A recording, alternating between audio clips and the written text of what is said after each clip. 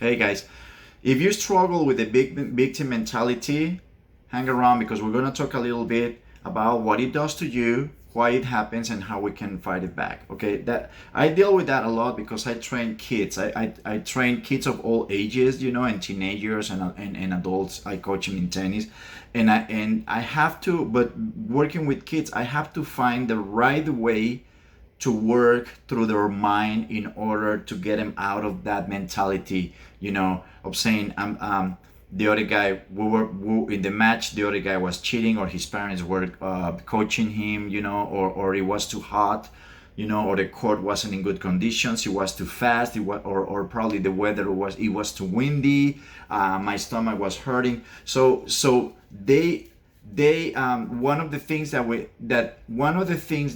we do, especially when we're kids, is like we move towards a victim mentality because we find out that trying to make things work is and trying to fight back, trying to find our way back, trying to get up after the rejections and the failures is very difficult. It takes courage, it takes resilience, it takes accountability. You have to be, being responsible or of what you do and all that. And we find out that, it's easier if I just pretend like it wasn't me,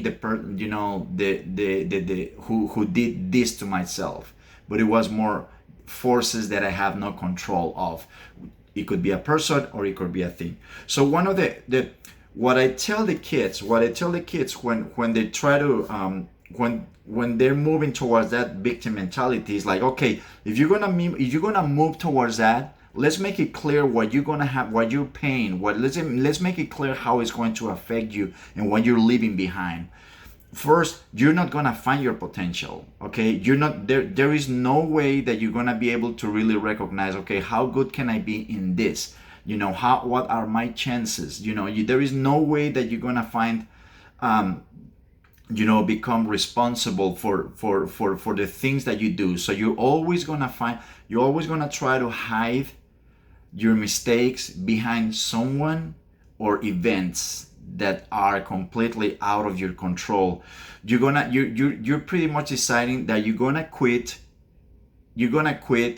just having the hope of building courage in yourself, just having the hope of building resilience, just having the building your self-worth, and looking for and looking at the opportunities or the things that happen to you as something that is teaching you, okay, this is where we need to work on. This is where you need to work on. Let's improve in this and let's improve in that, and let's go back and try again.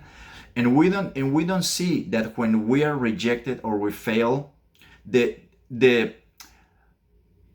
we are paying attention to the result.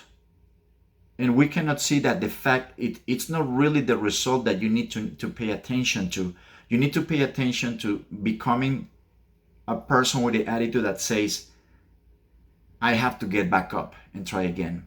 I have to be bold, get up and try again. I have to dare to stand up and say, I'm gonna keep on fighting. I'm still standing here. Say, I'm not done. It's not really paying attention to the end product and saying, I need to finish this, I need to win this, I need to, whatever it is that you need to develop.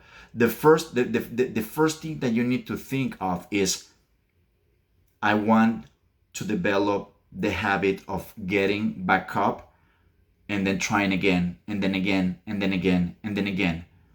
You don't even have to think about the result. You create the habit of being bold enough to wake up every single time that you fall, and the result will take care of itself.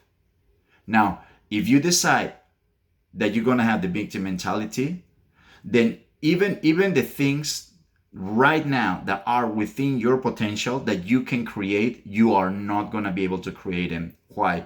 Because you're pretty much conditioning your effort. You're conditioning your effort saying, I'm gonna fight only if I guarantee that I can win. And that is never, things don't happen like that. And there is nothing we can do against that. That's having control of life, and that is never gonna happen.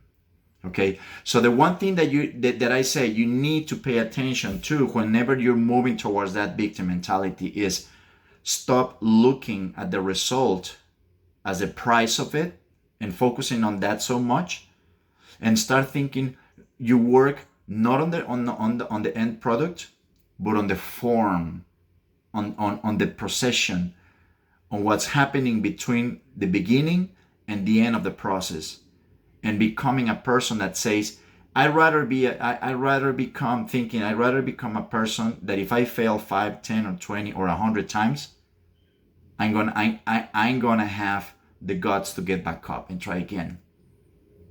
And if you go and ask to any person that is successful in their field, they're gonna tell you that's a person that I had to become, because I knew they had to fail over and over and over. And if you just rely on, okay, well, too bad, I couldn't do it because of him, her, this or that, you're completely killing any potential, even the potential that you have already right now in you. Okay, well guys, I hope it helps. Give me a like, subscribe to the channel, and I'll see you next time. Thank you.